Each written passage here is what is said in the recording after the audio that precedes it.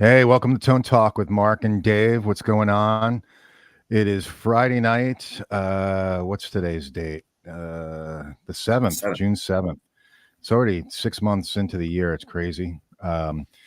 David Szabados. Is it Szabados? Is that how you say it? That's correct. Wow. Wow, you got it right. I finally have pronounced something correctly on this show. Okay, well, there's an asterisk with that. But first of all, thank you for having me. And really, I'm a longtime fan and viewer of you guys. So thrilled to be on here. The asterisk with my name is the Americanized version of saying it's just Szabados. But the family name is Hungarian. So we would say Szabados if we were in Hungary. We kind of switched it around. So that makes sense. Absolutely. So you got the American version, right? Totally. Yeah, well, that's what I go by. Szabados. Yeah.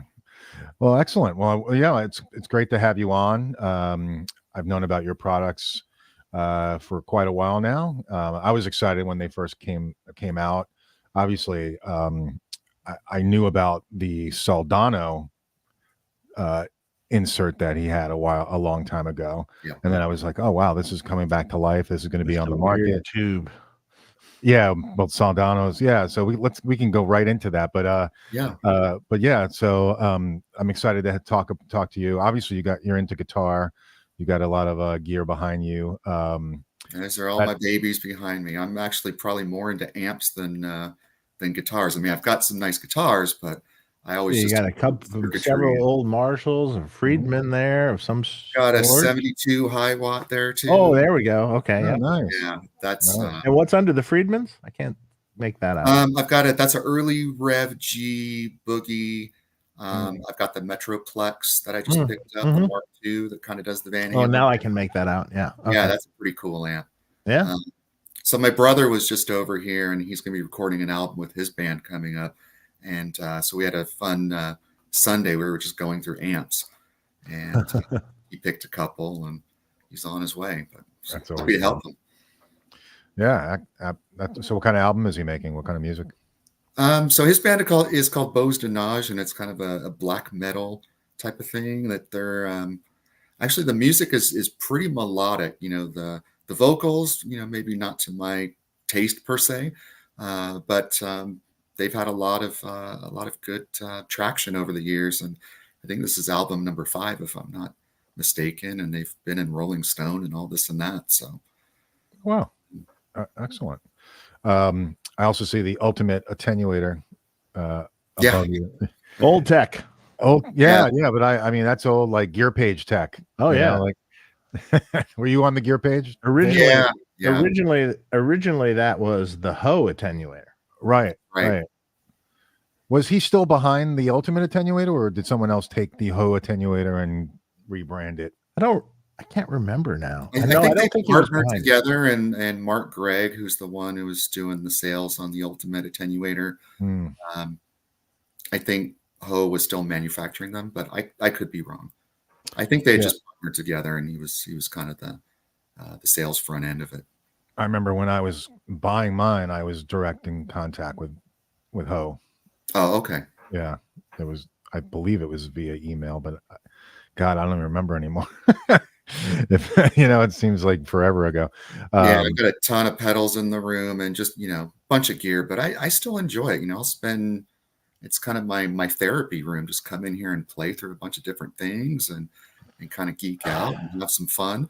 Man, I don't do that anymore. I literally, when I play through amps that I've just worked on, is when I play.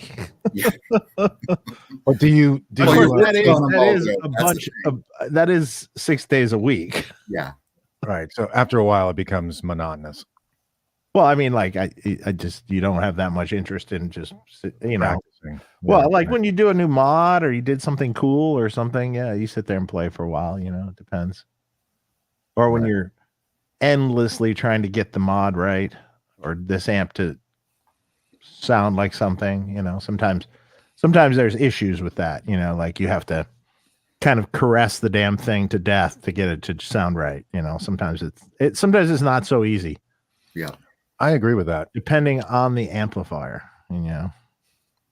And sometimes even with the guitar, I have my days where, some days I'll pick up the guitar and everything's in tune, everything's working great. And then another day I'll pick up another guitar and I can't get the goddamn thing in tune. It's like I don't know if it was the Floyd or whatever it is. I'm just like struggling. Mike Torrin came over, Dave. Mm-hmm. He was down here and he hung out. And for some reason, every guitar I picked up was out of tune. And I couldn't get it into tune. And he was only here for a few hours, and I was just like, oh my God. Can you blame the humidity? Because you're in Florida, right? Yeah. Well, I guess blame Florida. Yeah, I'll blame Florida. Yeah. But I mean, my house is usually pretty I know consistent, but it's weird. It's very strange. But anyway, well, let's look at this. Yeah, that's awesome. Can I get a just keep it up for a second, Dave? There you go. Yeah. Super sweet. Yeah. Wait. Very cool, old school part with the stinger. The stinger. Oh, sweet. Yeah. Look at that. How's the condition? It's good. I mean, it's good. A few little dings and dents and stuff, but that's character. Yeah. Did you get raked over the coals? No. I worked a trade with someone. Oh, cool. And I will thank him on the air here, Daniel Whitford. It was yours, and thank you. It's awesome. So, wow, that's cool. You see what happens? The power of the show. Wow, power of the show. Exactly. Now I just need the matching Explorer more than ever now. I would think that, the Explorer is harder. There's more money. It's more money. It's harder to get. Yeah. But actually, it's funny. I stumbled upon a line on one of those today too. Oh, really? Yeah, that'll cost you. It might cost me a little. Yeah. Yeah. Well, maybe we can save this discussion later at some point. But I'm thinking about getting another, like, something really nice. Like, when I've always wanted like a Gibson R9 or something like that. But I don't know if I want to go that route. So, but let's talk about that. Yeah, that's rough. That's rough because you're a lefty, and slim pickings. Yeah, and it's like you really want to be able to play, especially at Gibson. You want to be able to play it. Yeah, because not all are created equal. I totally agree. Yeah, that'll be. Is there a premium price on top just to make it a lefty as well from Gibson? Probably.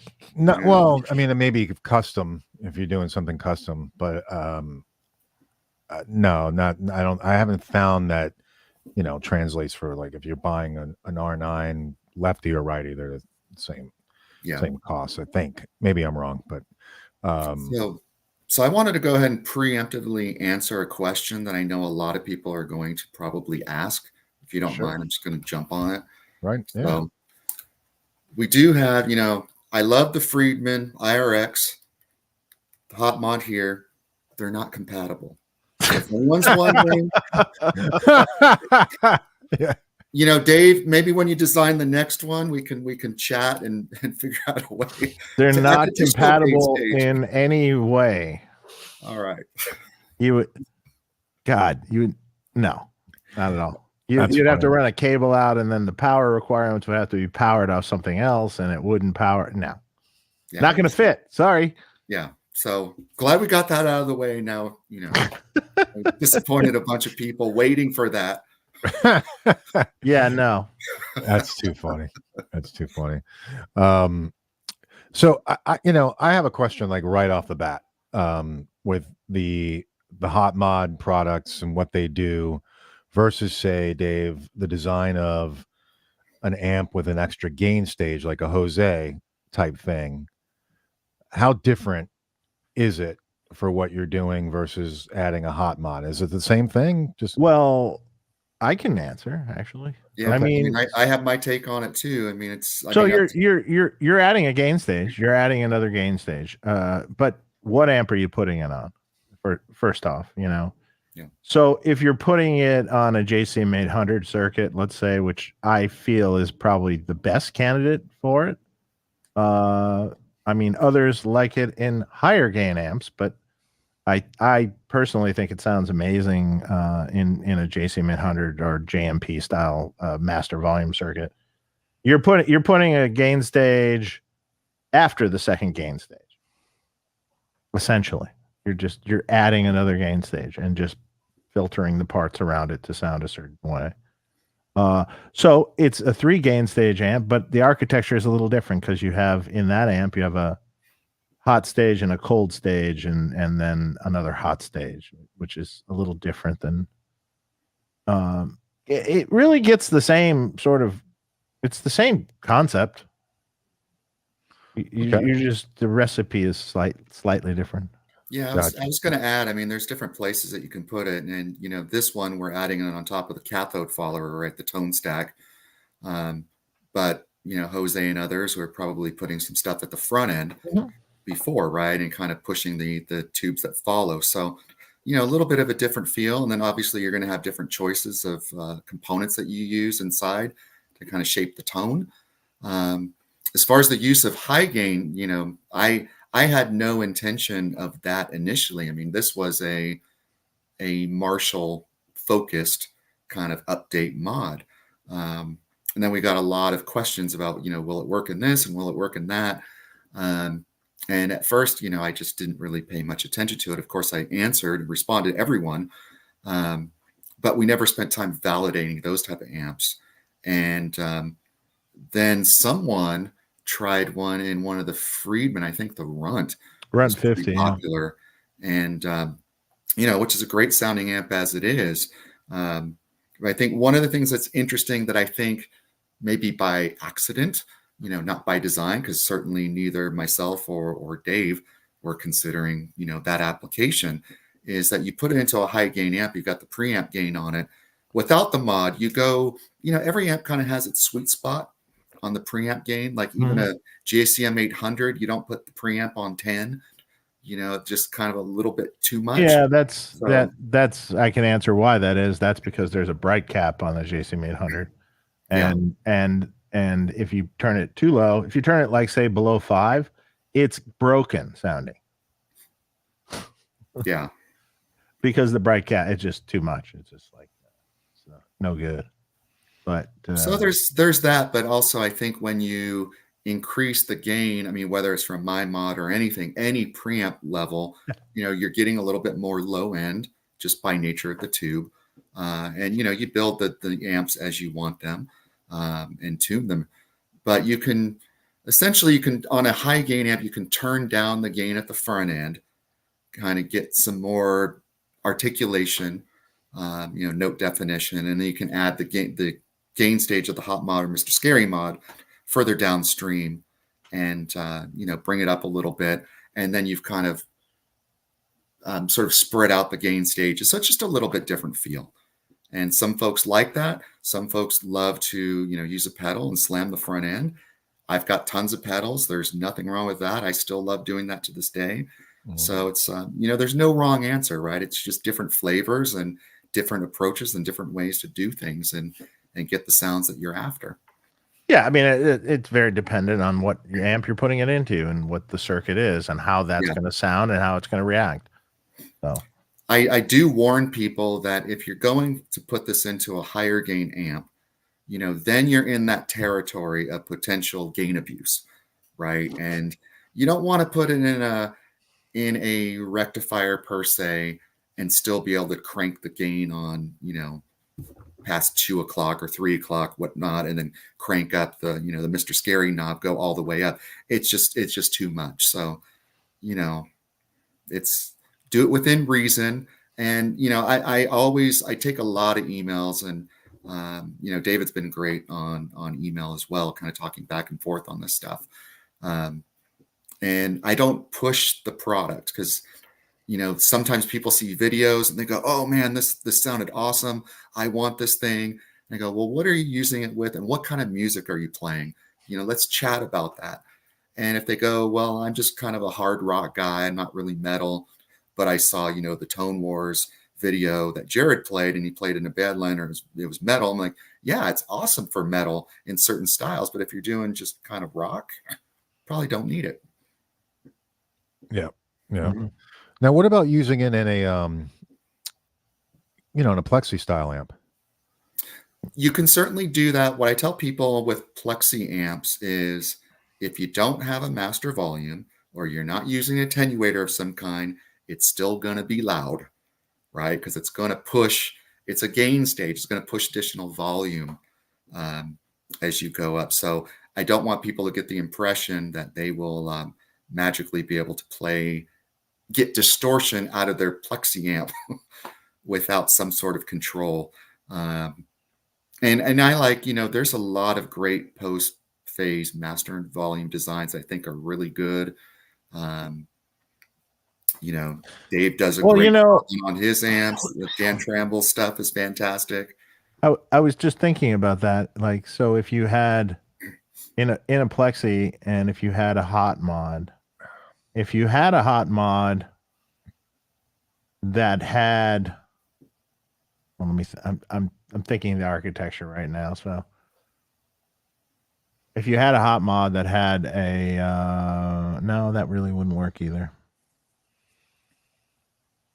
Yeah, if you had master volume in the amp, it would work really well. Yeah.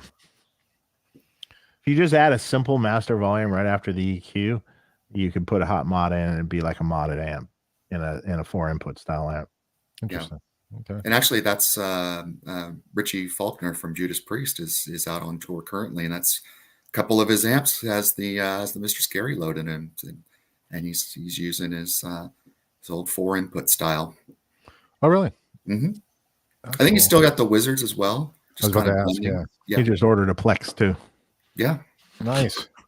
So, and that's the thing, right? All this gear, it's like you don't have to just have one. It's kind of like flavors of ice cream. It's like I don't just have to eat chocolate, right? Sometimes I'm in the mood for whatever, Oreo cookie crunch. So, and that's kind of what makes it fun having different amps. I mean, back in the day, I wanted a particular sound, right? A lot of us were chasing the Van Halen sound, and we were kind of brought up with that.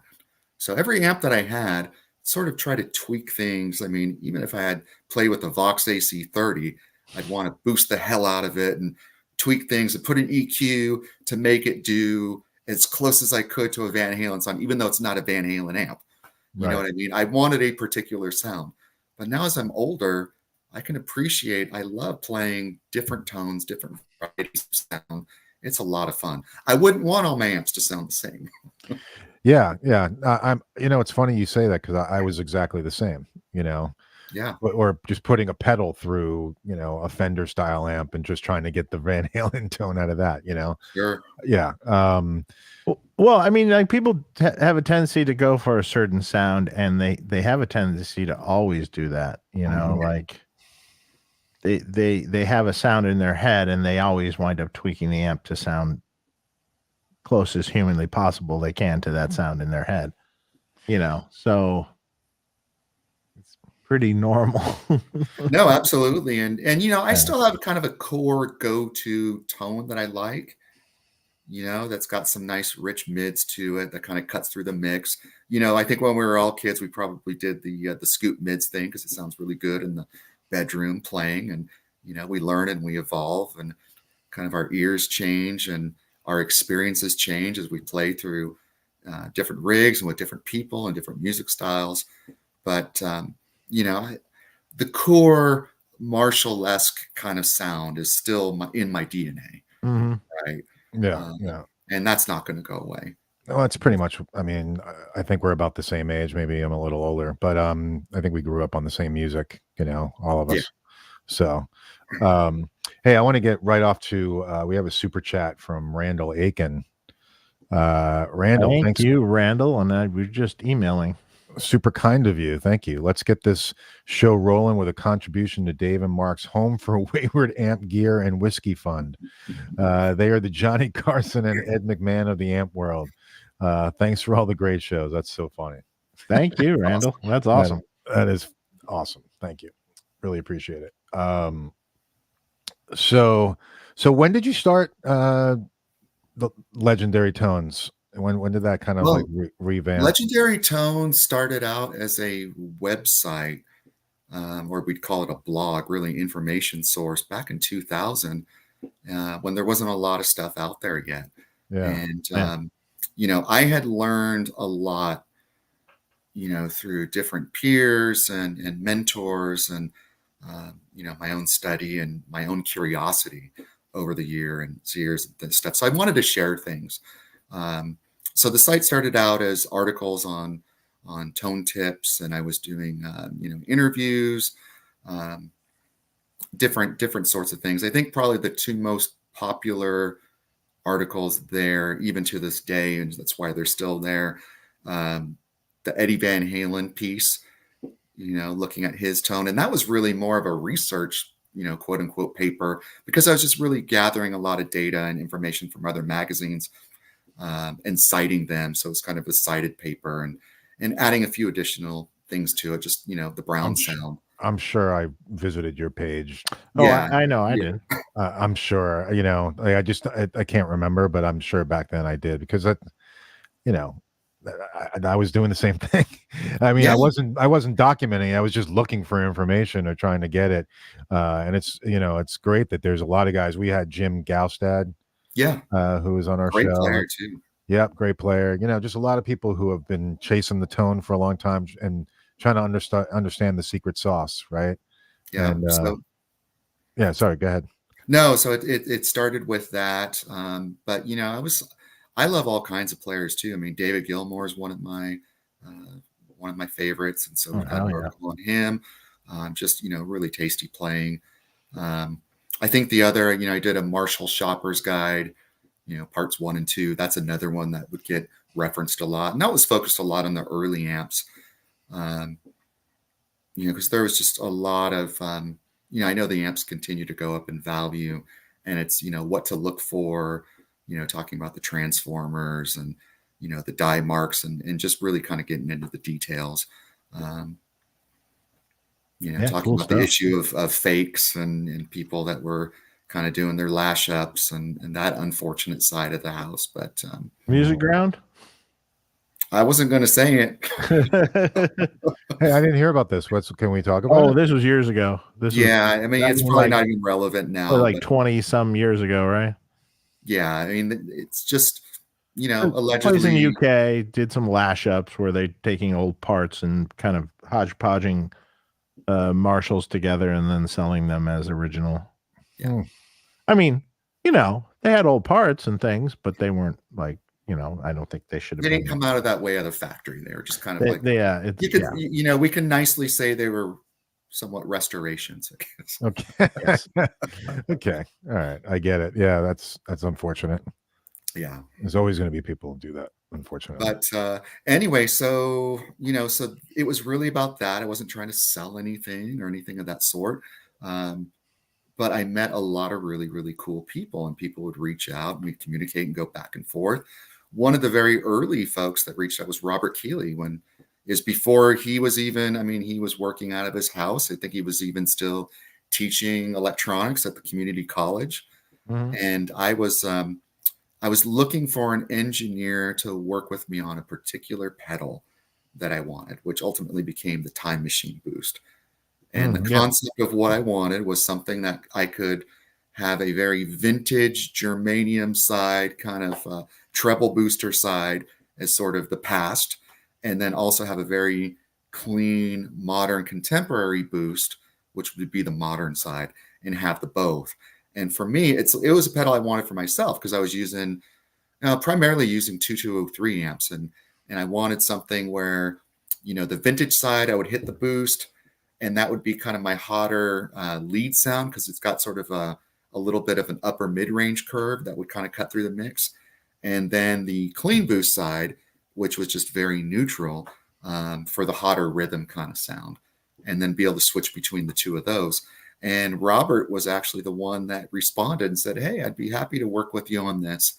And he partnered with me, and then we put out the Time Machine Boost. And later on, he evolved that to where the Katana was the modern side only, and then his Java Boost was the vintage side only of that design.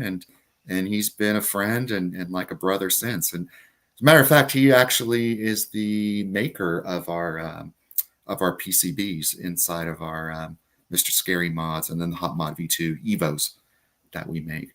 So Cool. it's all, he does that in Oklahoma, and then I've got the local folks here that build the cases and the chassis, and another guy that does the finished building and testing, and so it's a nice operation. Yeah, and Robert's a great guy, obviously. Absolutely, sweetheart. Yeah, super smart too. Great products.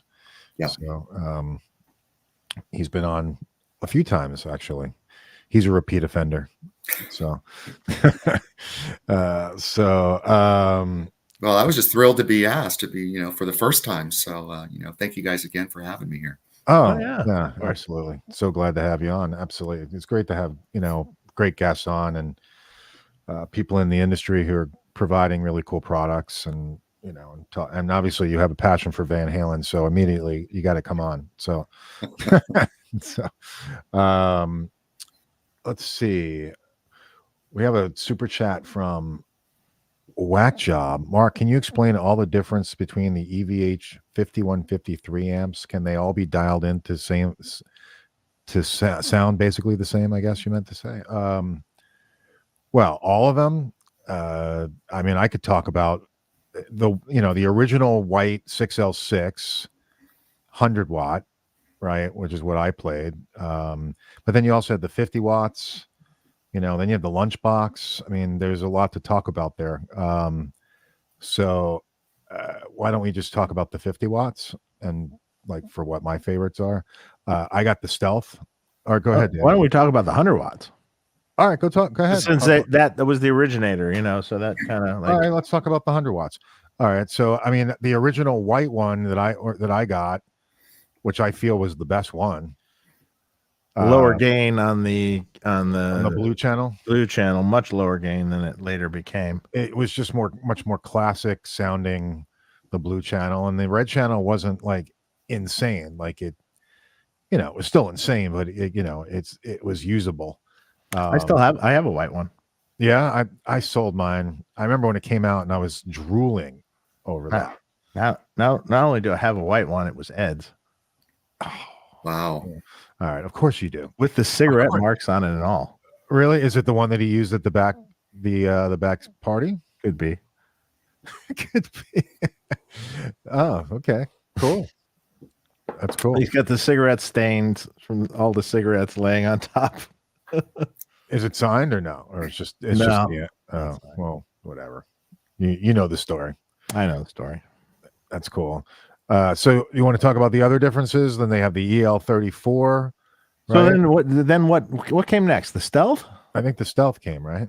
So the Stealth, I think, from what I gathered, was the changes that he had made into the circuit, and made it higher gain because it needed that.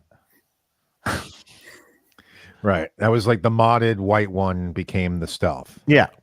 That's from what I understand. Yeah. And I was kind of around when that was happening. So, and who modded the white? Well, I guess it was, originally, that's a good question. So originally there was a guy, Mike Ulrich, that worked for Fender that was working on with Ed originally when I first started doing stuff. And then Mike had left the company. So at that point, Howard Kaplan? I don't know if he did the Stealth or Mike did, or what the transition was. Could have been, I don't know how that transition worked and what time frame it worked in. Okay. But I think Mike did the original. I could be wrong. The original tweaking with him to get it higher gain. Okay. And then what? The other 100 watt is the EL34, right? That's my understanding. Yeah. Which I don't think is all that much different circuit wise. Actually, just the different tubes. Maybe a little bit. And does that really make much of a difference? It does sound a little different for sure. I mean, yeah. Okay. I kind of like the EL34 one. See, I didn't like the EL34 50 watt amp. I thought that sounded. I didn't hear that. So that one. I heard the hundreds. That one, everybody says that it needs some kind of mod on the blue channel to get where it needs to go. I find the 50 watts in general, they're just way too much gain. It was even more gain than the 100 watts. It's just probably I would always run those channels like at 2 on the gain. Well, the red channel certainly. I've got the 50-watt stealth, and I think I might have the gain on the blue channel like at 5. I mean, to really answer this guy, yes, you can kind of get all the same sounds out of it, depending on what that sound is. I'm sure if you had them all in an amp switcher and you started dialing them in to be the same, you could pretty much get all the sounds, except maybe the earliest version. In reality. Yeah. When you have the amp switchers, that's when all stuff goes out the window. Oh, I think this one's better, and then you switch back and forth. You're like, fuck, I think I like that one better. That it's in when you do it in real time, or I can't tell the difference between the two. You turn the knobs till they sound the same. Yeah. So that's often the the thing that will really get you like, wow, that really isn't that much different, is it?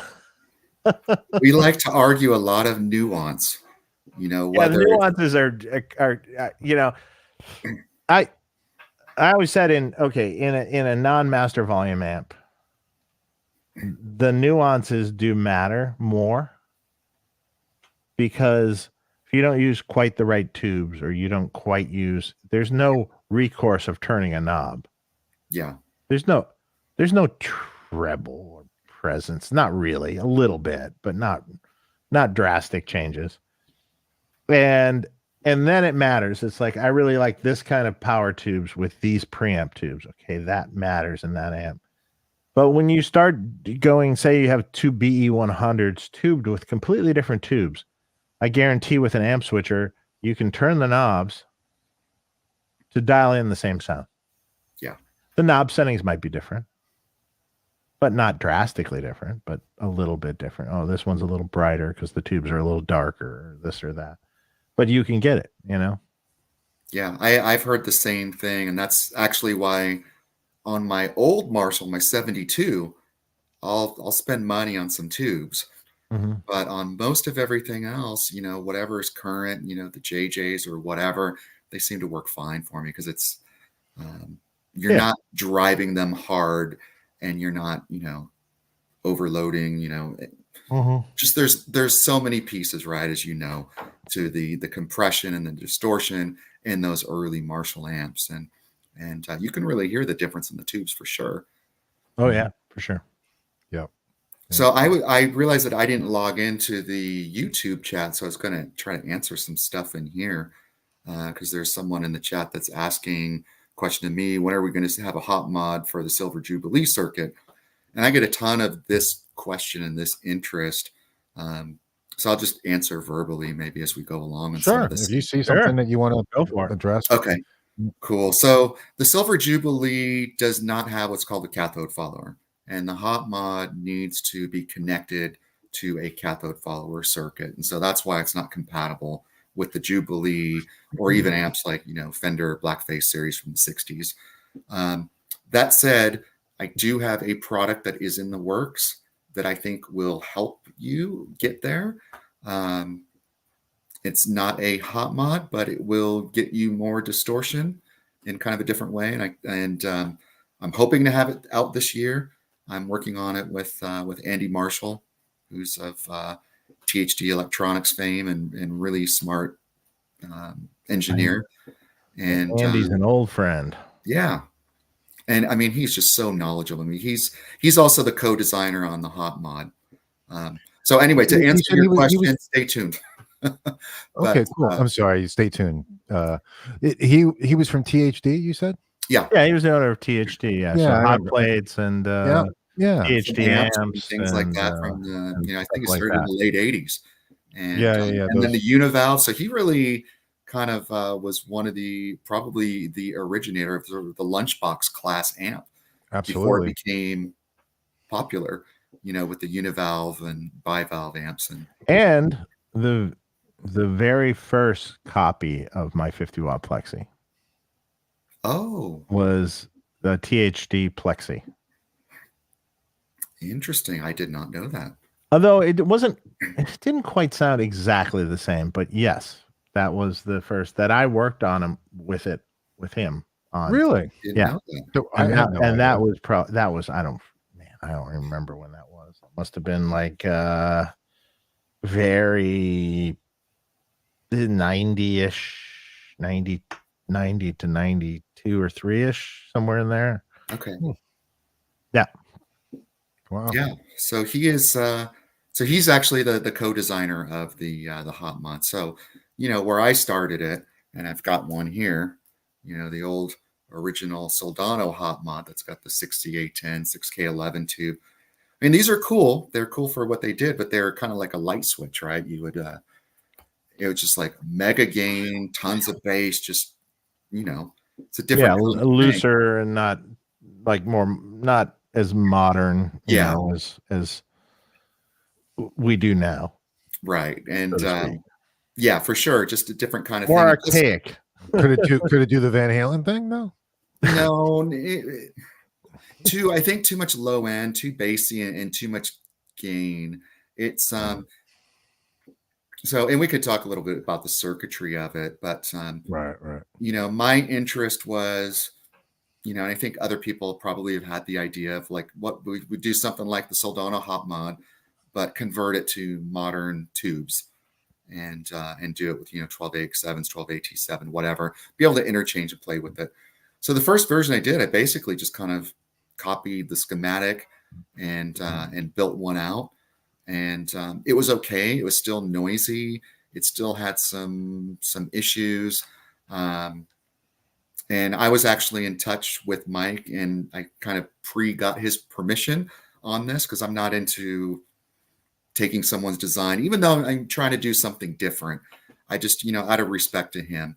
And he said, yeah, that's great. Go for it. And he actually teased the hot mod on your show, the hot mod V2, before it came out. So that must've been in like 2018. He talked about it. Oh yeah. But that was before he kind of retired and sold to Bad and all of that, because originally we were going to do a licensing deal and it was going to be a Soldano product. And we just didn't get it done in time. And I was like, I don't know boutique amp. I don't want to, I'll just put it out on my own and it'll be fine. And I've got, Mike's blessing as far as the circuitry and the design. So we went from there. But anyway, Andy Marshall and Mike Soldano are also very good friends. I'm kind of the experimenter and sort of, madman, like to play with circuits, but I need a real engineer to double check my work. And also if I want to fine tune something, it's like, what do you recommend? What do we do? And Andy was that guy. And he was the one that also, originally was an aluminum circuit. And he's like, no, you want to use electro galvanized steel for the chassis because of RF and this and that. I'm like, oh, okay. So he was very valuable for that kind of input, working through the circuit board and all of that, or what eventually became the circuit board design. So cool. Excellent. We got another question for you, David. What do you think of the ultimate attenuator? He says he just picked one up and he seems to lose dynamics and not able to clean up the dirt while with light picking. So it's a cool box, and I have to applaud it because it's very different. It was almost like doesn't work like a traditional attenuator. It's like a reamper. So in some ways it kind of predates the Fryette, maybe. Just in how it works with sort of reamping, but it reamps in a solid state. I haven't used it a lot. I actually think it sounds pretty good. But I'm not, in general, I think with an attenuator and even with the master volume, use it in low doses, right? If you go for bedroom volume and you crank up your plexi, I don't care what attenuator you use, it's not going to be the same as, wide open without attenuator. Your speakers aren't interacting. Everything, it's just different. So I think in fine doses, I think it sounds good and I've got a hot plate behind there too, as well. I've got the Marshall Power Break, which I'm less of a fan of personally. I think that one seems to color the tone a little bit sooner than some of the others. Obviously the Fryette Power Station is awesome. Yeah, it's the best. Yeah. It was also the Faustine one. I forgot what it was called a long time ago. Faustine Phantom. Yeah, I have that. you have one too. Yeah, I have one. I think the I'd be willing to sell it. Rock Crusher is good too. the Rock Crusher. Yeah, The Rock Crusher is actually really good. Yeah. It for a Marshall, it works really well. Yeah. Who makes that? I forget. Rivera. That's right. Yeah, for a Marshall, it works really well. I even was when a friend of mine's studio was at my shop here. We did he was using one to attenuate a cabinet in the other room, and we did a little recording AB, and we recorded, the same clip over and over and over again with different dB, drops, and then volume matched them all. Mm-hmm. There was virtually no difference. In fact, we even edited some of them together so you could really just hear it in, order. And you're like, yeah, no, I don't really hear anything at all. One thing I was just thinking about that we should add to the previous question is, when you're turning up an amp, you also, you probably are going to be playing with your EQ. So you're saying it was kind of loose. I don't know what amp you were using, but typically the louder you turn up your amp, especially an old Marshall, you're going to bring the bass down further, right, to compensate, because then it sometimes will be too much, especially if you're running them through greenback. So a lot of this, unless you're Eddie Van Halen when the bass was on 10. I know that's how I run mine too. I can't run my 72 like that, or my 73, but I wish I still had it. It depends on the circuit. Yeah. So there's an interesting thing. So the Ed amp had different filtering, had a 12 series filtering, which is different. Yep. And it actually tightens the looser filtering actually tightens up the bass more, and it allows it to be tighter. And the other thing is that, and no one ever talks about it, or I've said it before, but he's using 9 to 40 gauge strings to 40. Not 42. Right. 40 thins things out at E flat, and man, there's not a lot of bass in the guitar. Yeah, there's not a thick string going on. It's not like a set of 10s even. And that's pretty massive. Yeah, even the difference between the 40 and the 42 there's a difference for sure. And I think all of it comes into play. Everything comes into play. 100%. The pickup not being a super hot, overwound, high DC resistance that's got a lot of low end, like a Seymour Duncan Invader or something like that. Yeah. That's that's going to definitely play in the equation too. But I used to have a 68 12 series. I had one, and it was a super bass, and it was tweaked. Well, you got to make it super lead. So it was already changed when I bought it, and man, it just had it. It had the sound. But there's interesting things about that particular amp, and one, the plate voltage of those amps, generally speaking, are only 460 volts. Mm-hmm. So this adds to the thing. The filtering adds to the thing that it does. And without those couple ingredients, it doesn't react the same way. Yeah. And because those are just a little gooier, a little more compressed. They're a little more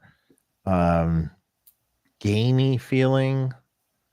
And all the things, all the little changes make that what it is. I know. I was in the real one. Yeah. The one. V1. The closest thing I have to touching anything that was Ed's was I got an old EP3 Echoplex from George Lynch, and he was saying, "Can you take a look at it and do some work?" And this is Ed's old one, and it broke, and so I bought it from so and so, and I was like, "Oh, sure, absolutely." And I pulled out the filter caps and recapped it and did a couple things, and it worked fine. Asked George if I could keep the filter caps because that's like my piece of Ed. So I've got the old Ed filter caps in the EP3 stored upstairs. I don't. But playing through it the first time after it was working was pretty surreal. I put it through a Soldano SLO, and man, it was just so cool. Yeah, sound great. That's Yeah. awesome. That's awesome. I sold mine. Yeah. to Michael Recently? Nielsen. Oh, really? How long ago? Long time Long ago? ago. And I think it's broken since. Because that's what they do. They're finicky. They're working, and then all of a sudden you turn it on one day, and they're not. That's kind of the scary thing about vintage amps, isn't it? It's kind of the Not so much amps, but for sure that's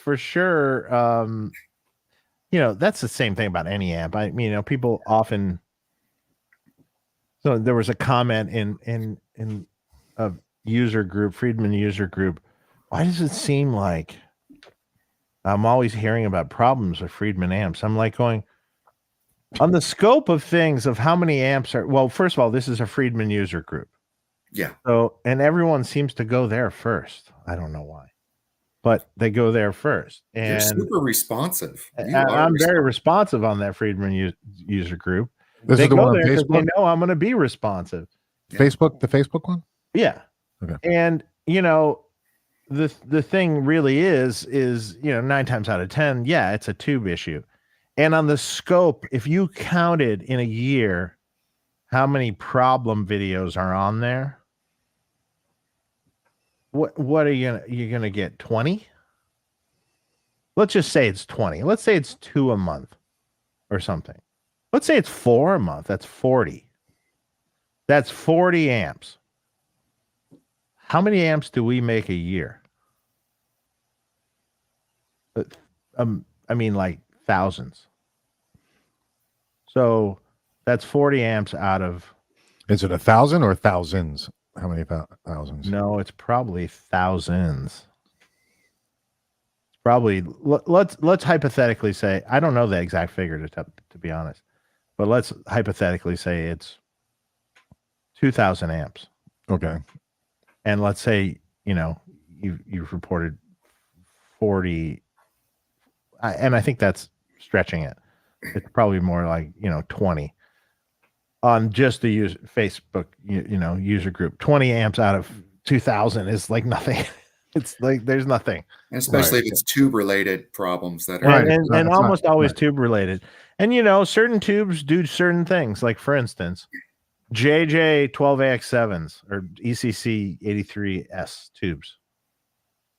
They're working one day, and one day they just decide to stop. There's no warning. There's no nothing. You just turn it on one day and they're dead. Common issue with JJ ECC 83Ss. I'm not saying it's a shit ton of them, but it's a common issue. Happens. And then you can start talking about, certain power tubes and this and that. We always try to whittle it down to the best that's available, but there's still issues. Yeah. And, people from a long time ago said there were tons of issues with Mullard's tubes too. People seem to think they're the holy grail of this and that, but no, there was tons of issues with those also. Which is why Marshall in the day went to 6550s. Yeah. Less tube problems. Yeah. So, more durable for shipping. So that's why Marshall went to 6550s during the 70s. And those GE 6550s are, those last. Those are pretty much bulletproof. Yeah. I really like when they were new at the time. Yeah. Wow. That is actually my favorite tube in the 2203, 2204 circuit. Yeah. I love that one. If we're talking 4 input, EL34 all the way. But for the 2 input, I just love the extra kind of oomph. Percussiveness of it all. Yeah. Yeah, I would have to agree, and especially if you have a low voltage 50, which existed during the late 70s and stuff, where it was only 350 to 380 volts on the plates, which is really low. They were trying to make amps last longer. That's why they did it. People forget that this was a thing. This those really need 6550s and maybe a few other tweaks to really make them sound right. Otherwise, they're a little kind of mushy and furry sounding. Yeah. But they can be made to sound good. In fact, I just did it for a friend of mine. Nice. I've got the amp that's kind of in the back wall is an early 76 2203. So it's got the old cosmetics, but it's a made in England one, and it's got the it's the 2-input master volume. I've had that amp since I was 19 years old. Is that actually the one that actually is the 22203 circuit? Because some of the early 76 ones were also an alternate circuit that they did that was kind of odd. No, it's got the cascaded gain stage and all that. It's I think it's the 50-watt 2204s that were kind of weird in the beginning. Yeah. And but anyway, no, mine sounds good, but it's EL34s. I would convert it, but it's my baby. I've been playing it for so long. Yeah, just leave it. It is what it is. And I've got another amp to play if I want 6550s. You got a few. Yeah. Yeah. Just a couple. Yeah. Let me jump to Mr. Anderson. Thanks for the super chat. Hey guys, DS Dave is a great guy. I'm one of his happy customers. One of my favorite rigs is my collection. In my collection is a YJM 100 or particular 77 JMP 2203 head with a DL mod and a GE10 EQ for added versatility. Sweet. Nice. Thank you. Great. What's the DL mod? I'm sorry. What's seven? Maybe he's thinking of Lynch. Maybe. Because we got, there was Lynch mod, now it's Mr. Scary mod, and then hot mod. So maybe a typo. Okay. Or maybe Dave Legendary mod. Who knows? I think we know what he's talking about, though. Okay. Cool. But thank you. I think the next one was Kerry Kruger, and I didn't see a question, Kerry. If I see it in the regular chat, I'll find it. I'll let you know. Maybe I'll look. Joe B wants to know, where's his cabinet invoice? I have to look up who you even are. That's too bad you had to pay for that. You didn't have to pay for that, but I don't even send me an email, would you? That way I'll know exactly who Joe B is. Freeman Amps at gmail.com. That's right. I'm sure it's in my little to-do list, so it's getting there. Hang on. You guys don't understand how inundated I am with requests for things and custom things and sales of things and this and that. It's just it's hard to get to all of it. It give me a second. It'll all happen. There needs to be another you. Yeah. Literally, I need a clone. Yeah. Patrick, thanks, Dave, for modding my JMP. Really enjoying it. Looking forward to how the 1959 hand wired turns out. Oh, he's got another amp for work. Could be. Might be here. It might be here. Yeah, I have no idea. Okay. I mean, I have amps everywhere, and the names will escape me, but there's always notes attached, and it gets done. It gets done eventually. Here's a question. I have an Egnator Tweaker 15 head. I think a tube or two popped, volume drop, but still works. Is changing tubes on one of these something a beginner can handle? I don't. Probably. I don't know. I don't recall off the top of my head what the tweaker. If it's a cathode biased amp, 15 maybe could be, or not. I mean, man, it'd be really good to contact Bruce Egnator. So, and that's begnator@aol.com, I do believe. Oh, he's rocking the AOL.com still. Still has that. You could certainly experiment with preamp tubes. Sure. At least troubleshoot that if it, maybe one half of the side is out. And I just don't have the schematic in front of me to know if it's a cathode biased amp. If it is a cathode biased amp, then probably you can just shove tubes in it. But it'd be good to know that for sure. And I don't have that schematic. Okay. You guys want to talk about this? Any chance you can go over the details between a lead spec and bass spec? Sure. Interesting topic. So lead spec and bass spec. So in a bass spec amp, there's what's known as a shared cathode. A shared cathode is so both the bass channel and the treble channel, or the volume 1 and volume 2, share a cathode setup. I'm trying to put this simple for people. And that cathode setup is really super bassy. It's got a huge cap, 220 or 220 or 330 microfarad across a 820 ohm resistor. Big bass, lots of fat. Cool with the Strat. Not so great with a humbucker. And then the coupling cap on the output of the volume 1 channel, let's call it,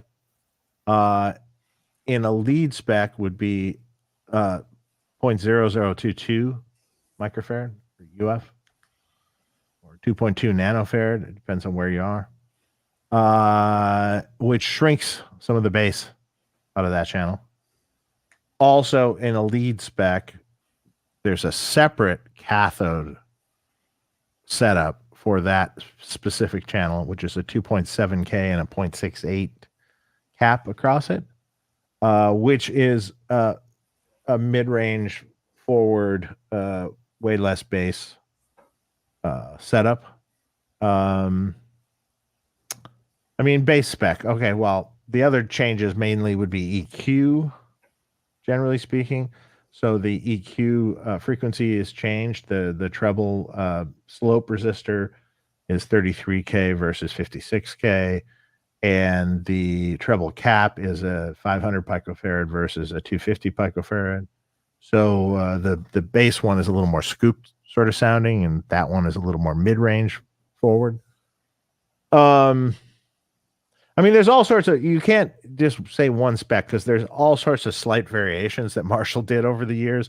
So it's bass-ish or lead-ish, because there's a lot of different fine-tuning little things that happen over the years. Also, the coupling caps, generally speaking, in the bass spec would be 0.1s, and in the lead spec would generally be 0.022s in the phase inverter of the amplifier. Other than that, it depends on which amp you're talking about specifically, but there were other little small differences in feedback and different things. But, well, that's a rough synopsis of it. Okay. Perfect. Let's see. You probably want lead spec. You probably don't want bass spec unless you're playing a Strat all the time and you want kind of more of a Hendrixy sort of kind of vibe. And how many? Although the Hendrix amps had a different, it had the lead spec EQ, but everything else the bass spec. So a little different, a little more mid-range content in there. Did a lot of bass players use the bass spec? Some, yeah. There were some for sure. Okay. So David, how did you get hooked? We can ask this for both of you guys because you both work with George Lynch.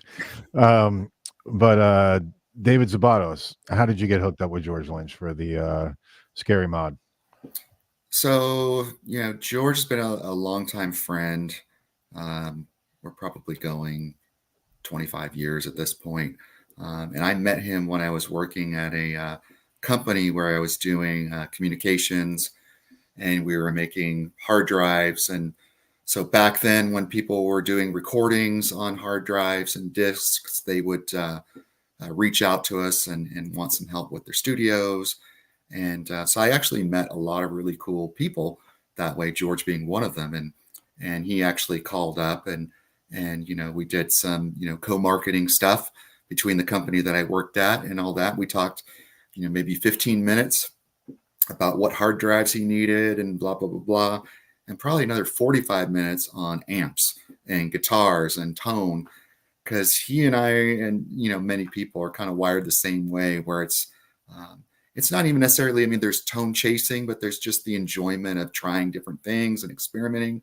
And, we both had that passion. And so he's been a friend ever since. That Time Machine boost pedal that I talked about early on, we did a George Lynch version of that because I sent it over to him and he checked it out. And he's like, oh, this would be cool if you tweaked it this way and that way. So we did a little tweaks and did a version for him. And same thing with the hot mod. And I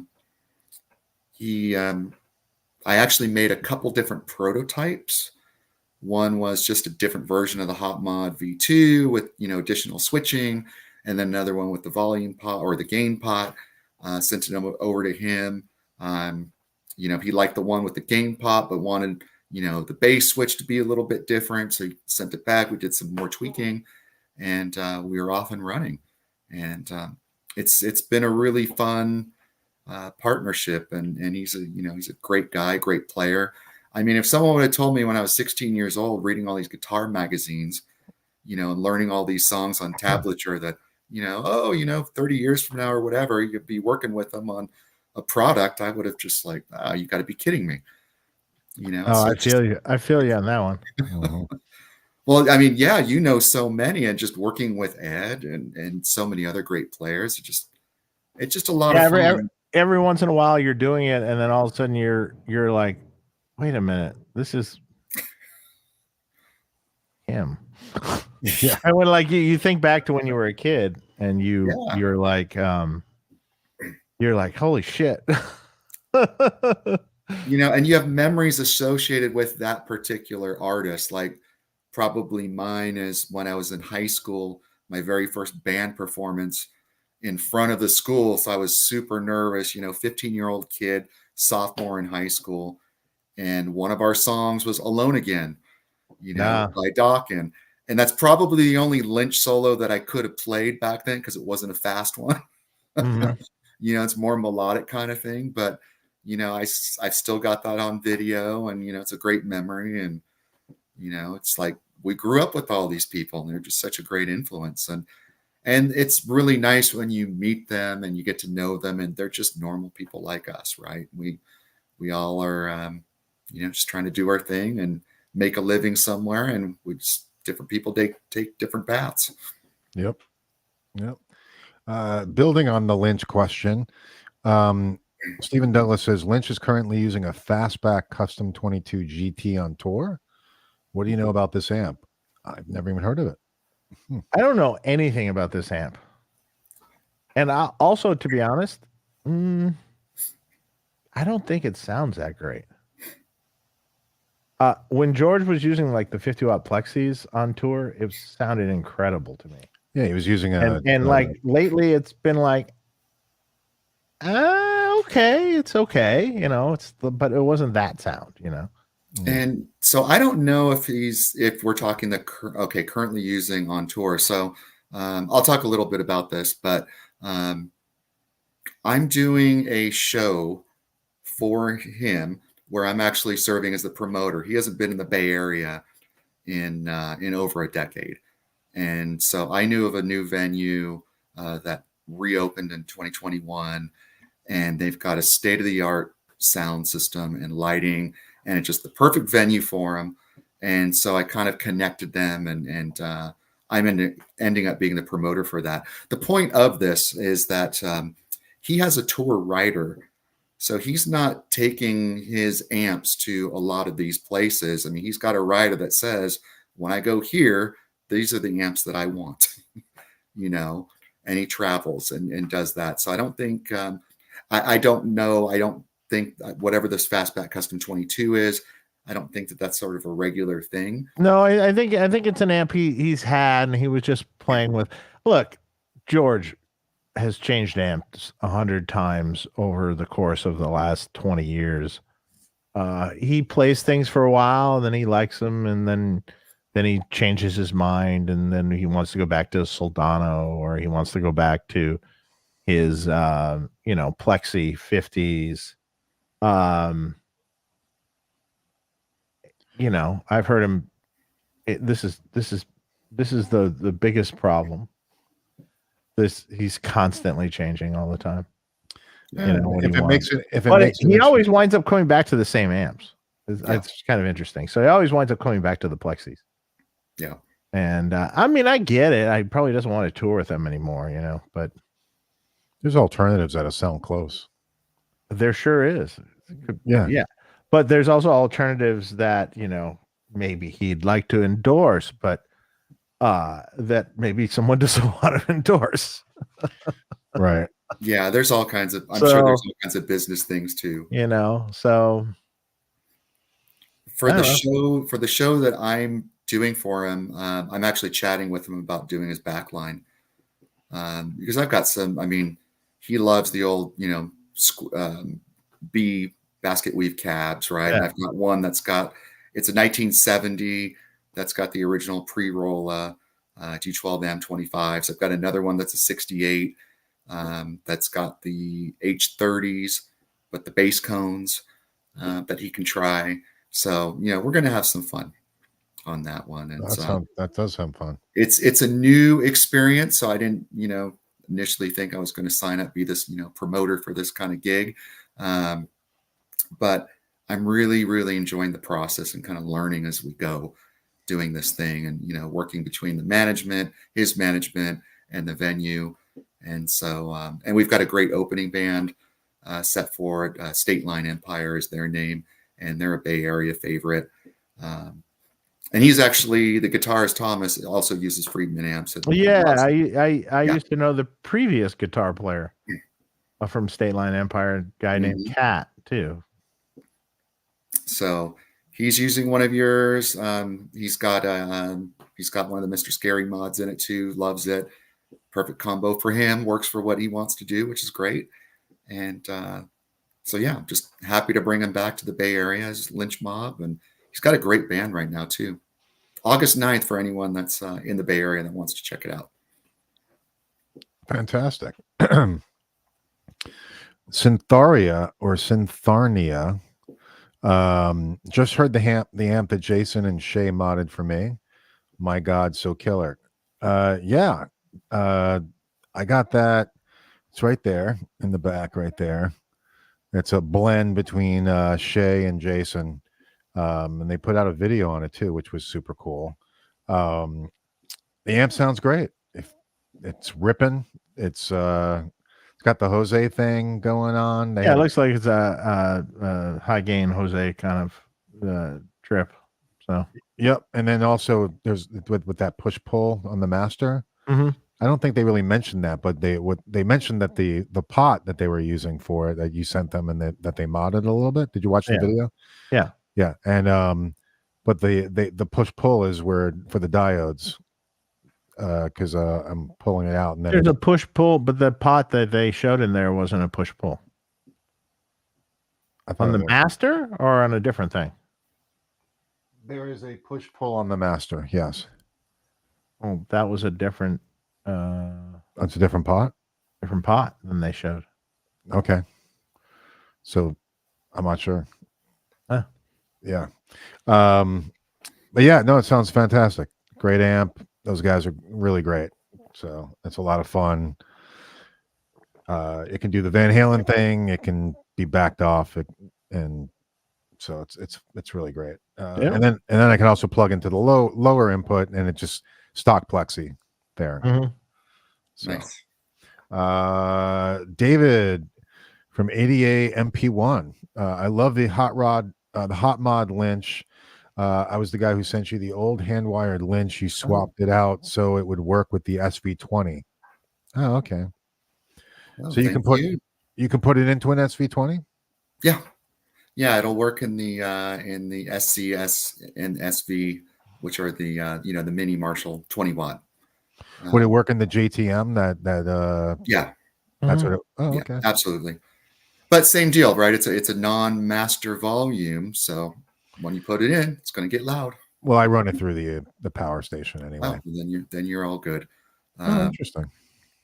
Yeah, the first versions of the hot mod that I did before they had the switches on them, just the regular hot mod V2. The early ones, I tied the heater wires, the 4 and 5 together, the way like an old Marshall would.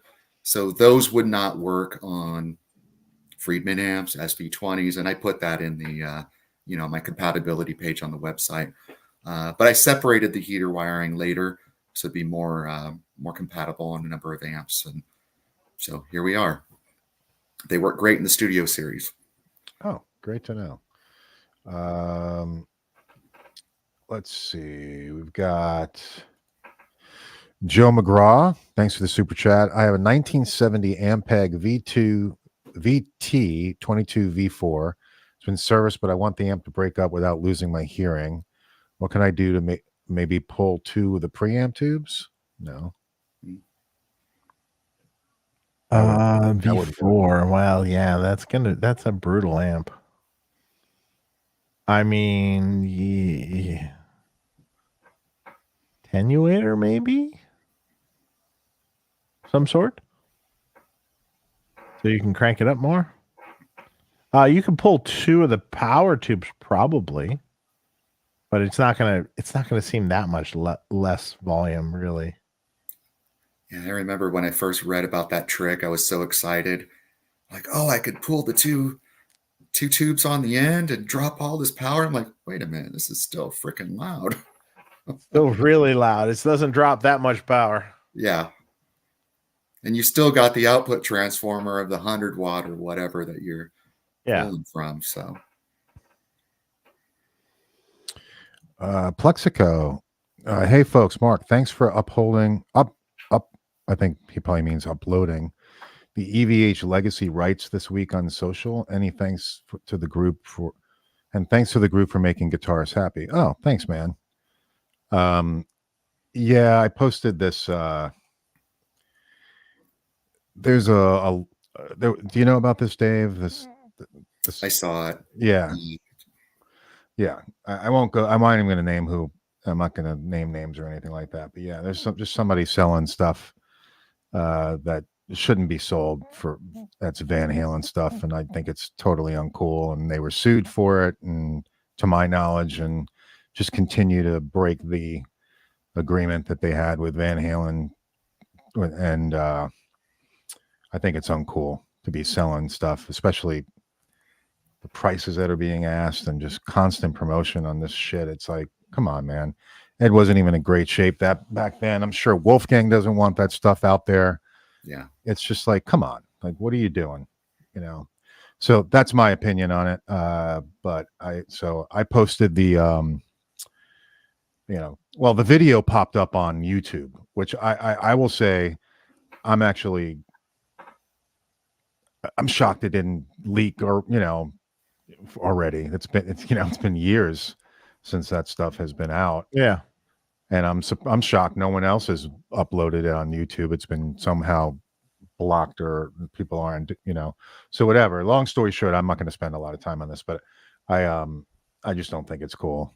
So I posted the I think it was the final judgment on my page and just said, hey, anybody who's interested, because I don't think a lot of people know. They're just sure. like, they're just like, oh yeah, somebody's selling this awesome footage of, Van Halen in his studio, and but they didn't want that out there. So I would love to see like authorized releases of some of the early days stuff. Like, wasn't there that Super 8 video of an early concert, Van Halen one, and Yeah, yeah. forgot where? And I just saw bits of that. I'm like, man, this would be really cool if they could do something with it and, release it in full and restore it and I mean, just historical, amazing stuff out there. And I'm just surprised that it's like we're just hearing about it now. Like, Yeah, it's true. I mean, there has been some stuff that popped up. There was that one video also that popped up on, what was it, less than a year ago. It was the last show that they did with Dave. Basically, it was like in Donington, mhm. 1984, and that was a cool show, like pro shot. And I was like, Yeah, I think Wolfgang one day will. I think if I live long enough, I'll be able to see it. He'll probably one day get to it. I think he's focusing on his legacy and what he can do. yeah, Um, so yeah, awesome. I love that we all love Van Halen. So Yeah. that's just it's a passion of mine, obviously. So yeah, thanks, Plexico. Peter Mancuso. Hey Dave, thanks for answering all my emails about the Run 50. What a fucking killer sound to channel amp. That's Cool, great. man. Awesome. Yep. I agree with that one. Yep. And affordable. So that's even better, right? So let's talk before we go to the next set of questions. Let's talk, David. So the evolution. All right. So then you had the web page, Mhm. and then so like when did you decide like, okay, now I want to do this and actually start making products versus like just a hobby kind of thing? Yeah. Well, like I said, I did the pedal first back in the early Right. 2000s. Oh, It that's was right. the With first taste of that. And, I always wanted to do more work with Robert, and I had some ideas for follow-on pedals, but I'm not interested in just like doing an overdrive and things like that because there's just so many, and Mhm. everyone's got their kind of stamp on it, and Yeah, it's the market's cool. flooded. Yeah. And no, I mean, especially now, there's some killer stuff out there, and they're great. So um, I'm kind of looking at what are some unusual, different things that I can kind of do that would still be musically useful, and I think people would enjoy having. And that's what started with the whole hot mod things. I saw, oh, this hot mod was kind of an original, kind of unique thing back in the late '80s when Mike Soldano and team put it out, and so it just go down the rabbit hole of that and play with that circuit for a bit. Um, and that was back in, I'm going to say 2017. And I think we released it in 2019, Hmm. the first version of so actually it was really helpful because the pandemic was starting it was late 2019. And then the Yeah. pandemic stuff hit and it was like everything shut down. There's no music. There's no this. I'm working from home. What am I going to do at night? And so I'd sit there and I'm soldering away. And actually it was pretty cathartic. Put on some records, listen to some music, crank it up, solder, and then chat with folks, and email back and forth. And so it was a really helpful time in terms of the timing of everything. Of course, the challenge has been supply. We had supply chain issues, and there was the war in Russia, and the tube thing was an issue for a while. Um, and I'm on a small scale. I mean, Dave's on a huge scale with his amp, so I can just even imagine, Oh getting yeah. transformers and all that. Probably doesn't even. I don't want to give you, PTSD talking about it too much, but Yeah, it's all settled now though. So it's yeah, all I good mean, now. everything's good now, and the pricing of stuff, the pricing of steel going up. It was a lot of learning curve, but basically, I've always had a curious mind on stuff, and I've always liked kind of tweaking and working on amps and things like that. This is just an evolution of that. Um, I've got that follow-on product with Andy that I'm hoping will be able to be out there this year. I'm actually hoping to have the prototype done and on George's amp when we backline him on August 9th. So that's my hope. Fingers crossed. Cool. But we all have sort of picky ears and we want to tweak things a certain way. And if it's not right, I don't want to put it out. So might be a while. It's been a while already. I've been talking about it for a bit to a couple close friends. They're like, when's that product coming? I'm like, I really think it's going to be this year. I think we're close. But, I still got a daytime job and gig and, keeping busy with music projects and other things too. So, right. Staying busy. Cool. Awesome. Gregory Boskamp. Is that an Omite Variac on top of your Marshall head in the background, the same as Eddie's? Yeah, it is. Of course. Mike Torn came over, as I mentioned earlier, and I think he finally got a chance to hear Wet, Dry, Wet, like in a room, cranked up loud, and so he was inspired. So he went home and he bought a Bray box, right, line out box, and then he got his speakers all lined up for the wet dry wet thing, and he's like, yeah, I asked him what power amp he was going to use, and he's like, yeah, I think. Well, he has every power amp. Right. So he mentioned one that he was going to use, and I'm like, I would use the H&H, man. I'm like, if you got the H&H, the H&H, yeah, that's what I was like. Use the H&H if you got it, So he was like, yeah, okay, you're right. Yeah, for sure. Yeah, definitely. If you're going to do that, use the H&H. Yeah, those are fun to play with. I mean, I like even just having two amps going at once and two cabs sounds so much nicer and richer. And then, just even having one amp and two cabs, you had the second head, whether you split it in stereo or do anything. I love that. Yeah. I wish I had the stages that I could bring like two half stacks. Yeah. We all do, right? That would be amazing. That would be amazing. Now it's like, no amps, sorry. Yeah. I'll still bring an amp, but it's, a lot of times it's a 2x12 or a 4x12. And it's a master volume. And, depending on the gig, it'll be all sorts of amp. I cycle through different things. I could be very happy with the Mesa TC100. That's a really nice 3-channel. Has a really solid, easy clean, great second channel. Mm-hmm. The Friedman Runt I've taken out. I've got a BE100 as well. That's super cool amp. So they don't need to be cranked. No, they don't.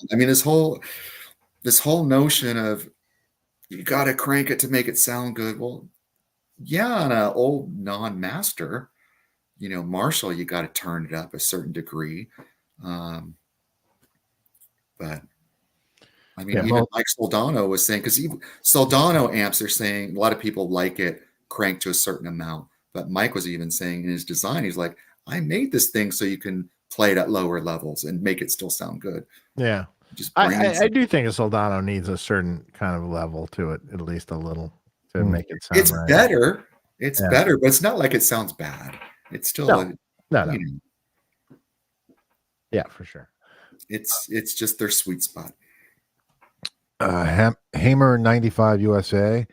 Hey Dave, what's up, man? I use my Stiff 90 80 50 watt amp head with your Hot Mod V2 on stage at Crow's Nest Beach Party in Santa Cruz yesterday. It crushed. Awesome. Nice. What is a Stiff 90 AD 50? Never heard of that. I don't know.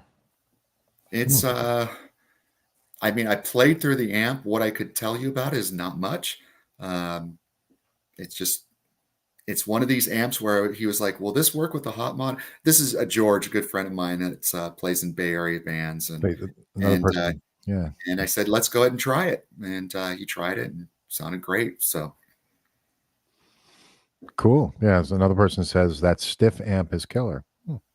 Oh, yeah. There's a lot of new amp makers out there, or a lot of different names, people out there that are, I notice, which is good.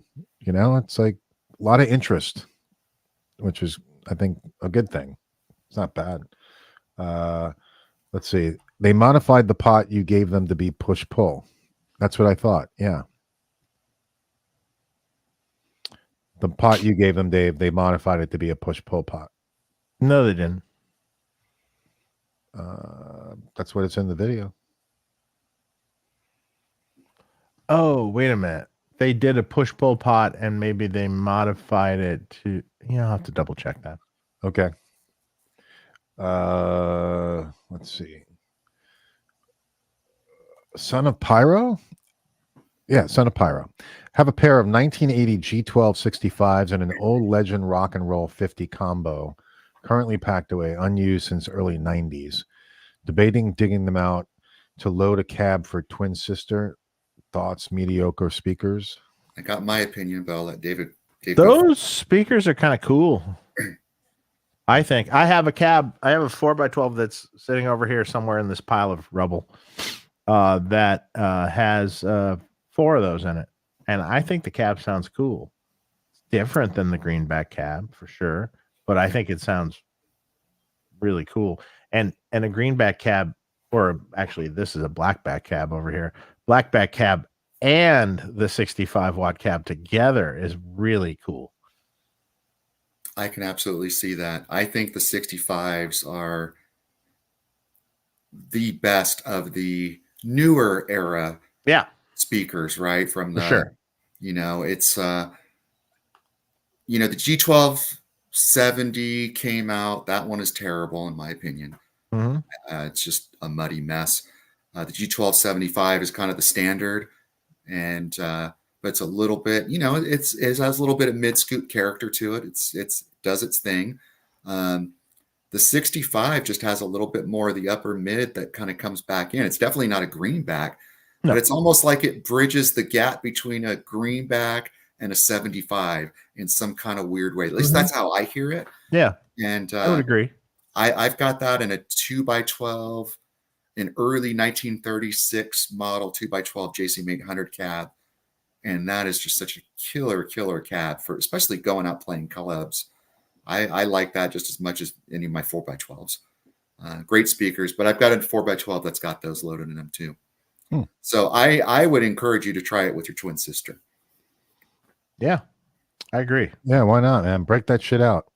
Worst that's going to happen is you're going to go, oh, I don't like it. And Dave and Dave don't know what they're talking about. It's all opinions. Voltairist. I love my hot mod into my Runt 20. Dave, I run a Sin 1 into my Runt with a BE module. Is the new BE Deluxe module an upgrade on the BE channel? Well, it does more. It does the HBE channel also. It does the BE channel, and it also has a saturation. So I would say yes. Yes, it does more. It does more things. You can tweak it more. So, yes. But I mean, not to say that the original BEBB doesn't sound great, and then you got that clean too. So, I guess it would depend on what you're trying to do. But the deluxe module sounds amazing. Ben Eller just did a video somewhere where he was using a BE deluxe module. It was on how he kind of cheats to play certain Rat songs or something. Oh yeah, it was way down, and the sound he was getting was ridiculous. So watch that. Cool. Speaking of that, right as we started the show, a full length Plex video from Doug Rappaport dropped, and I suggest everyone go and watch that. Not right now. Wait till the show's done. Right, exactly. But I suggest everyone go and watch that because I think he now wins the award for the best Plex video. Oh, really? Yeah. I think just the tones he got were just everything oozing Marshall classic. He played like an SG and a Les Paul and sounded great. That's fun. So I knew it sounded great. He sent it to me and I listened to it on my phone and I'm like, well, this sounds great on my phone. That's a good sign. Yeah.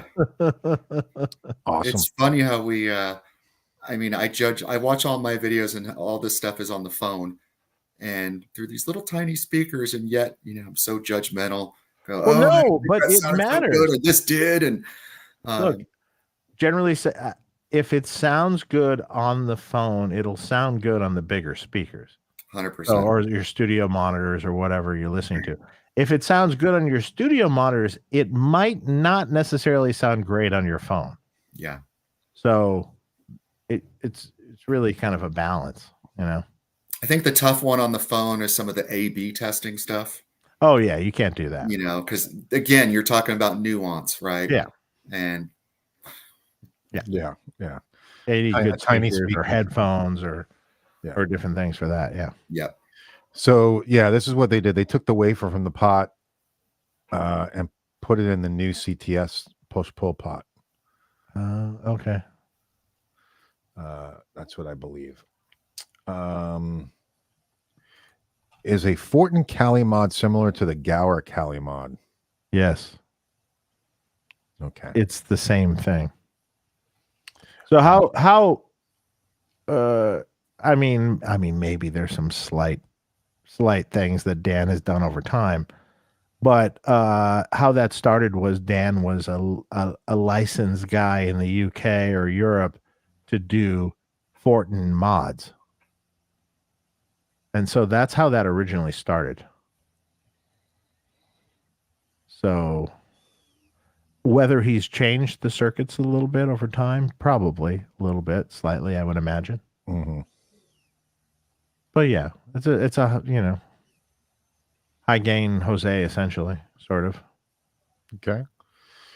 Slightly different, but the stiff is a Tony Crank. oh, Okay. Okay. he keeps coming back. Head first said the Cali is out of production. A new model is coming soon. Does he mean the Fortin Cali? Or does he mean his? Did he have a Cali? I don't know. Yeah. Hi, Jason. What's up, Jason? Hello, Jason. Thank you again, Jason, on the app. You did an awesome job. You and Shay. Love it. Let's see.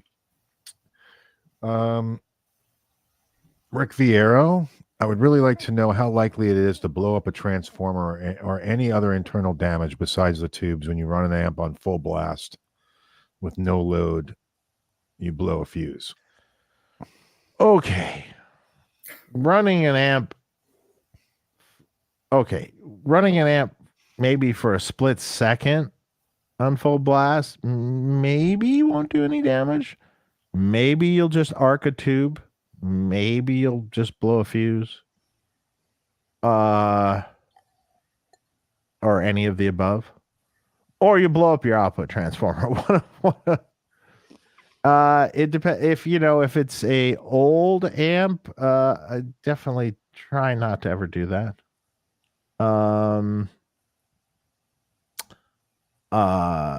Yeah, you can cause all sorts of damage. It really depends on how long you play it. Split second, maybe not. It might be fine. Or it might arc everything in a split second. So Gotcha. All right. One of the things that we didn't do, and we're late to doing, is to talk about our sponsors. So check out Sweetwater. Oh, what happened? We got an echo all of a sudden. yeah, you did, and a little noise and everything. The little noise was probably me an email alert. So apologies. All right. Nope. No worries. I just all of a sudden got an echo. Check out Sweetwater in the link. All right. That's an affiliate link. If you purchase anything just using that link, it doesn't cost you anything extra. It just basically gives us a little commission for advertising for Sweetwater. For instance, so when you want to buy your new Plex after watching Doug Rappaport's video, please use our link. Are they still in stock? I know they ordered a lot more. So, like a shocking amount. Wow. So Also, check out fixpedalboards.com, please. for all your pedal board accessory needs, little interface boxes that I use a lot.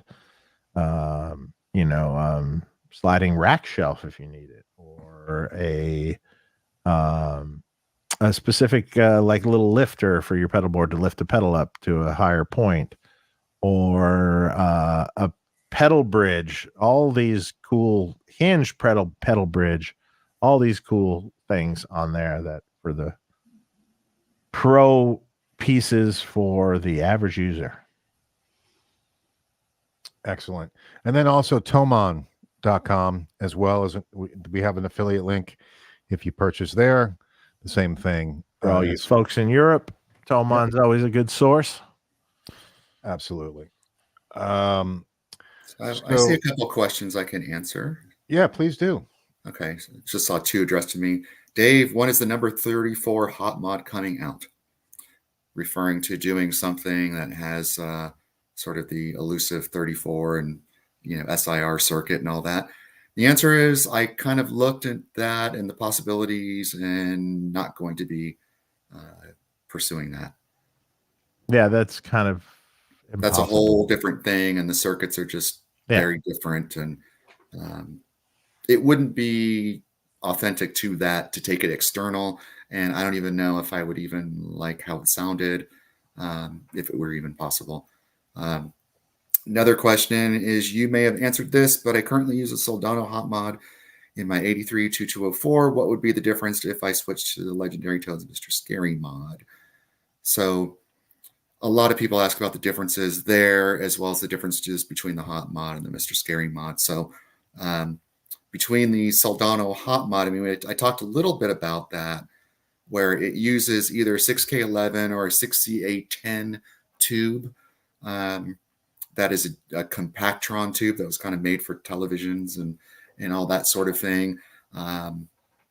Tends to be a little bit noisy and have some issues. It's actually a Soldano hot mod, not only because of the tube, but it's missing what's called a grid to ground circuit to kind of stabilize it a bit, and that really adjusts the variability of the gain going grid to ground. The hot mod doesn't have it at all. It's just missing. So my hot mod V2 and the Lynch and Mr. Scary mods have that. So it kind of stabilizes the circuit. And I guess if you have a hot mod V2 Evo and you have both switches in the up position, that's going to be the closest to the original Soldano hot mod, but it's still not going to be as bassy, and the gain is a little bit less in tuning voice. And the way that I tune the hot mod V2 Evo, when the gain switch is on the down position, that's the sweet spot. That's actually where you want it. It's a nice moderate amount of boost. It's just I had requests from other people before I even had a switch on it. Hey, can you add more gain? I'm like, okay, I'll put a switch that throws more gain on it. So I did that. Some people like it, but that puts it into ultra compressed kind of mode of use. Not my design or not my original intent. So then moving over to the Mr. Scary mod and the differences. If you have the Mr. Scary mod gain, at around 12 noon to 1 o'clock, it's equal in gain to the hot mod V2 with the gain switch in the down position.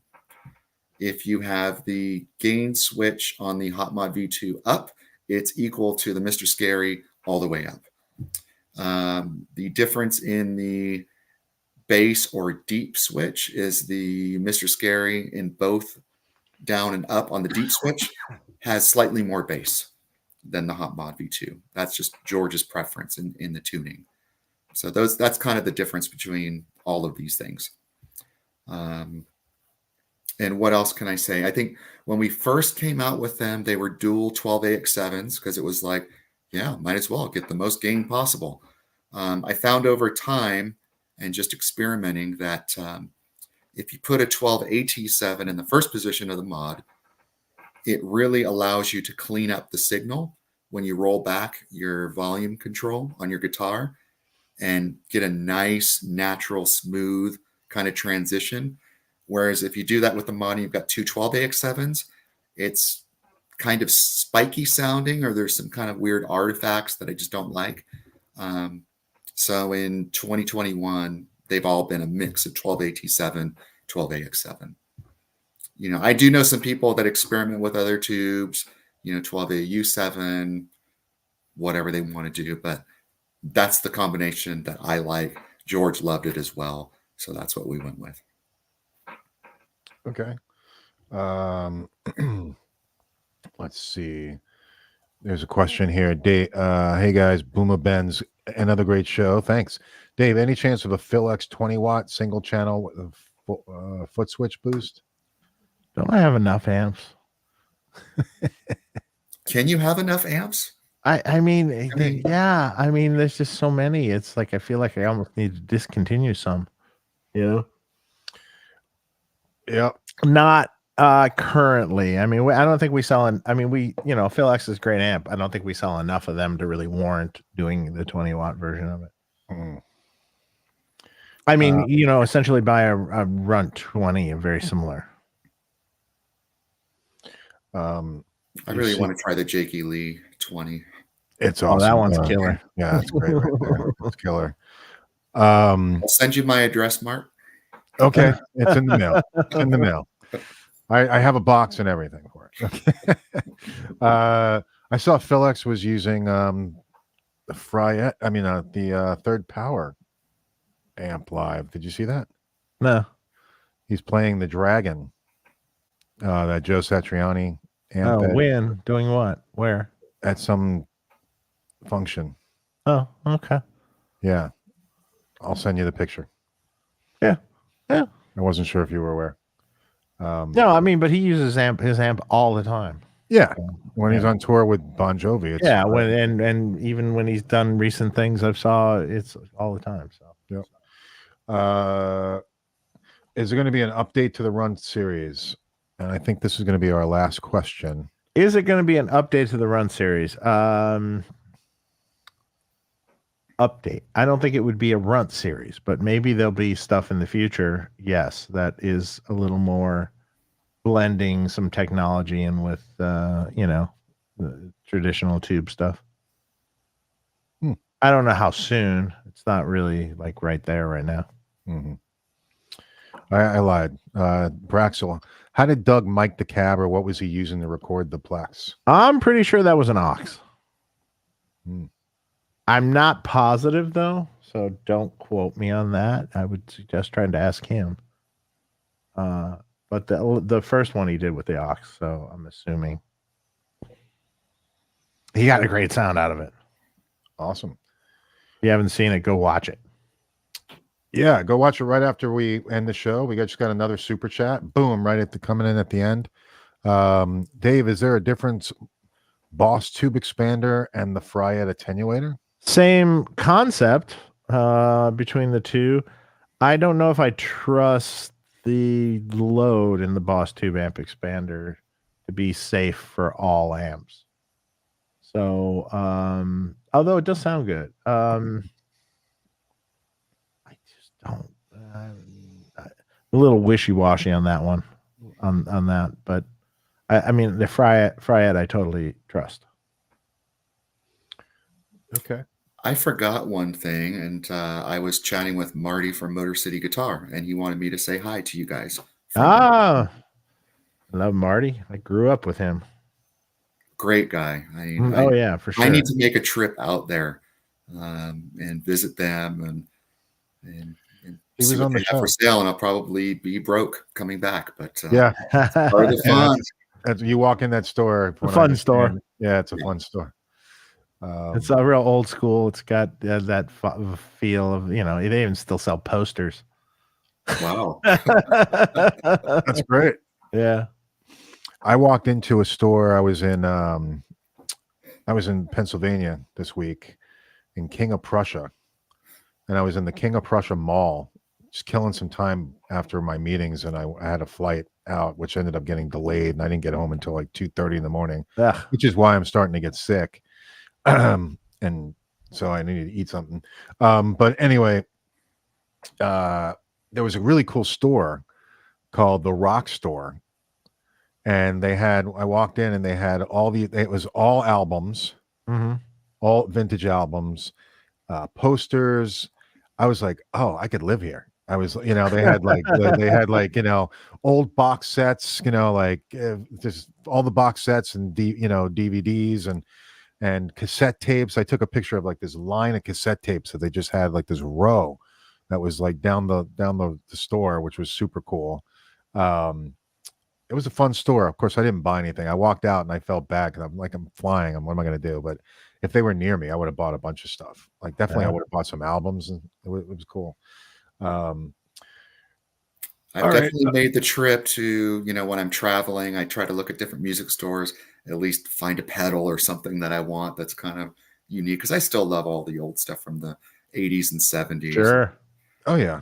Yeah. And you find some of those gems, and if they're priced reasonably, some of that stuff I'm like, you want how much for that original Rat pedal? Yeah, go F yourself. Yeah, it's getting crazy. People are asking crazy prices for things these days. I mean, I've got some of that, and I'm kind of attached to it, but at some point, I mean, if someone wants to throw stupid money to me for my old original, okay.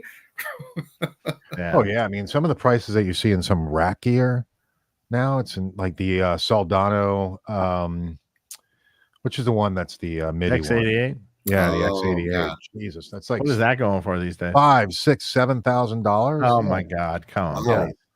And then of course any VHT, mega power amp that he had from back in the day, those are going for big money too. How about the old school stuff like the the ADA, the ADA ones or the MP ones and stuff? They jumped up.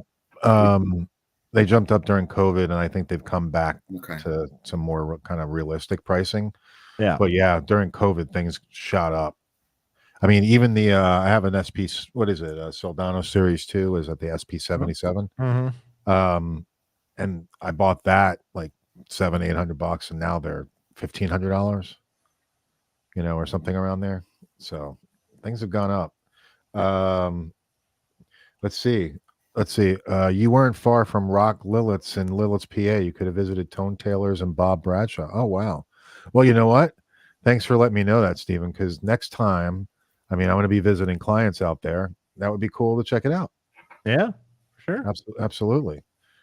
Instead of walking around some high-end mall that I didn't want to spend, walk away with tons of clothes or something. Malls aren't fun anymore either. It's clothes and food and jewelry. Like you can't get records and that was the only thing that when I was walking around and I saw that store, I'm like, holy crap! Like where'd this come from? Yeah, it was like a land of stores that I would never walk in, or And I'm a watch guy, so I was walking around there. They had a bunch of different watches, watch stores, which was cool. But one more question before we go. Son of Pyro, great show as always. I'll have a Plex coming in 2 weeks or so. Wanting to mess around and wide together with my twin sister. Any thoughts? Maybe a twin sister or other radial? The twin sister AB box, the Twin City AB box. The blue one is great. That works really well. So get that. Gotcha. Just saw an MP1 on GCUs today for $800. Oh, that's a good price. Yeah. In my mind, I'm like, that's not a good price. That's not a good price. That's worth $150. That's what I was thinking. That's why I was asking. I was just curious. It's. Yeah. Well, I mean, I was thinking that they've gone up, in price. So, I thought they were over 1,000. So, that's funny. I saw Rockman.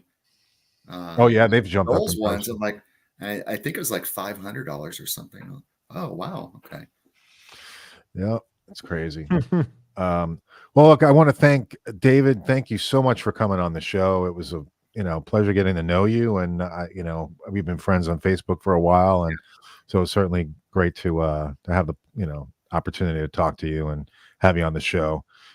Everybody, please check out Dave's website, which is legendarytones.com. Okay, check And out if it. you have questions about compatibility, will it work in X amp or Y amp? Email him. David at legendarytones.com. And Fantastic.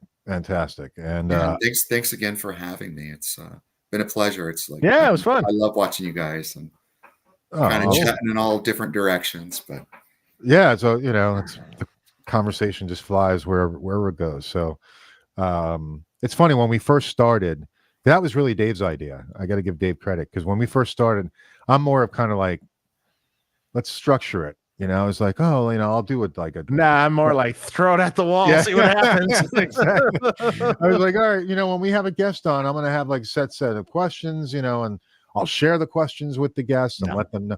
You know what? I love this much more, because that would have been a buck ton of work that I just don't have time work, for. and you miss the human element. You Yeah. don't want me being here going, well, yeah, 249, you too can own this. yeah. It's Actually, all. this isn't even in production anymore. I don't have an Evo here. They're all sold.